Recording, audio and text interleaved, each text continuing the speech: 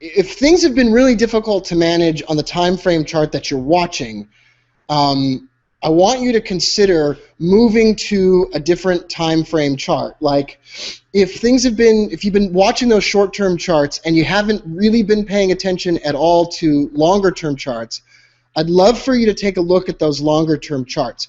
Keeping up with the short-term charts, especially if you have a full-time job, is incredibly difficult. And keeping up with the long-term charts, if you need to have action every day, is really difficult as well. I strongly encourage you, if 2013 wasn't as successful as what you wanted, to set a goal to pick and stay on one particular time frame chart and don't get off of that time frame chart.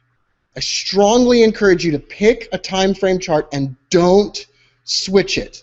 At least in a moment we'll talk about for between 10 and 12 weeks at a time, and if that goes well, to continue that.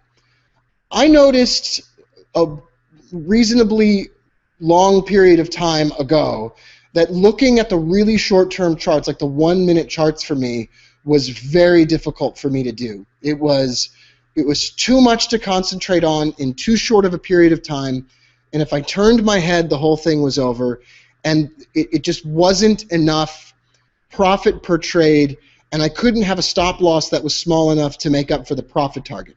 Now, on the other hand, Bradley Freed, who trades from the 1-minute charts, he does that perfectly in a perfectly reasonable and responsible manner, and that's the only time frame that he looks at, and it's the only thing that he does. And that's completely reasonable. But I want to encourage you, if you've noticed that you've given back money on some bad trades, has it been on a different system than you usually follow? If you gave back money, was it on a time frame chart that you don't usually follow?